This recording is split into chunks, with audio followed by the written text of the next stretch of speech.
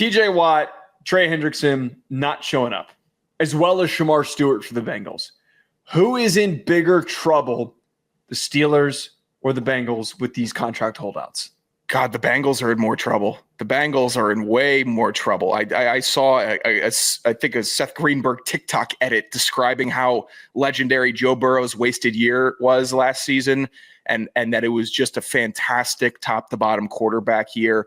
How many more times are you going to have that opportunity to not make the playoffs with that dude performing that well, and you're about to do it again? You are about to do it again because you can't sign your first-round pick. You can't make it work with your all-pro defensive end just because of contract clauses. You fools. I mean, the Bengals are – the Steelers look like golden gods of academia just because they got Aaron Rodgers in a uniform, and now they can work on Watt. Like they just had to get through that, and now we could finally chop down this next tree. Now the big redwood is down. The Bengals, they got a whole forest to clear. They are in deep, deep water. Historically, the Steelers have always done like a great job of making sure their biggest name guys, that they get paid.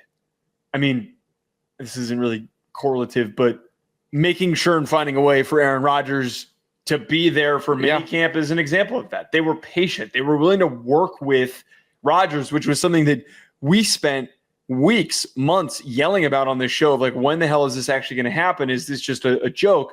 But they were feeling out whatever weird crap Rodgers was doing. He was got there getting married. We don't know who he got married to. Congrats. But he got married. I guess it's the person he was dating.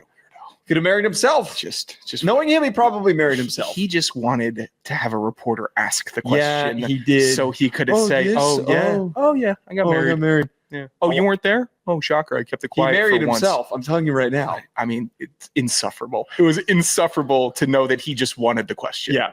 TJ Watt's going to be fine. Yeah. TJ Watt, Trey Hendrickson, though, this is where the conversation starts to get a little sketchy for the Bengals case. I love talking shit about the Bengals on here. Not because I don't like the Bengals. I love the Bengals. They're one of the most exciting teams in the NFL. We've already had this take. We've already talked about this. They are the most disrespectful franchise to the game of football because they are so awful at handling the players who are successful. Last 2 years, the top 2 sack getters in the last 2 years combined, TJ Watt, Trey Hendrickson. And there's no inflation there. There's not like one guy had one really big year. No. They have been the epitome of consistent for kicking ass as pass rushers. 35 sacks for Trey Hendrickson, 30.5 for TJ Watt. So Hendrickson is the one who's getting effed over in this situation. Meanwhile, TJ Watt's going to get his contract. Yeah. He is going to be asking for and trying to get the deal that Myles Garrett just got, which is 4 years, $160 million. That's fair. Totally reasonable. Totally expected. Nobody is shocked by seeing that. I would expect Trey Hendrickson to want that same amount of money because he's outperformed and has more sacks than TJ Watt. I would love to just quickly reiterate, Sean, how awful the pass rush is and the defense is for the Bengals. 25th in yards per game allowed, 27th in sack percentage. It's awful. 22nd in pressure rate, 25th in team sacks. And now we've gotten to the point where Shemar Stewart is speaking out publicly over the ridiculous nature of trying to use his contract as him as a guinea pig for future contracts, which we've already talked about. We're not going to revisit that. This whole thing's a shit show. Are these NFL front offices, and this is going to sound like a silly question, but it's serious because at this point I'm at a loss for, general logic for this. Are they not valuing the importance of the sack? And are they getting way too deep in the analytics for player usage, win rate, how he performs on these downs and the percentage of time that we're in a third and long sack potential situation? Are they not really thinking about it in the common sense aspect of if you get the opposing team's quarterback on the ground, nothing bad can happen to your team. Nothing bad. Actually, only good things can happen to your team if a defensive lineman or anybody gets their hands on the opposing team's quarterback, because you could strip the ball from him. He's typically the weakest player on the team with his hands because he's not constantly working as much ball security as they do with wide receivers and running backs. The sack is getting disrespected. It is so important, and you see what happens in the playoffs when there's teams that can get to the quarterback and there's teams that can't.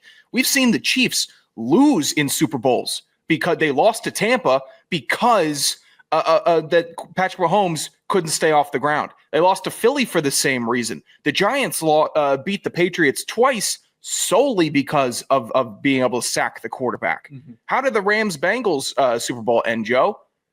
It ended by Aaron Donald tossing Joe Burrow down like a rag doll, leading to an incompletion when he had Jamar wide open for maybe a game-winning touchdown. It matters to have defensive linemen getting to the quarterback. Not as much in September and October, admittedly. You can get by. But when it's nut-cutting time, you need the sacks. And you need to pay the guys that can get there. Nut-cutting time, you need the sacks. Oh, yeah, big time. I mean, that was poetry. That was pure poetry. I'm not even digging in on you right now. That was. I could have said it better. Was I spitting some words there? I wouldn't go that far. Oh, okay, you called it poetry. Well, nut and sack, nut cutting. Call me S.E. Cummings, please. All right, now you're. Now. I take it too far. You hit one good three, and now you're chucking him from the half court. What are we doing? Hey, I'm Mario Chalmers. That's what I am. Sunday, I went 0 for 27. I don't know if I had one real laugher in there. So now we're gonna keep shooting though. Maybe now I'm 1 for 13 tonight. Probably 1 for. You've 20. gotten 13 jokes off. Have I not been paying attention? You shouldn't have been. They've all been poor. Usually this is how this works. I usually ignore the you should the bad ones.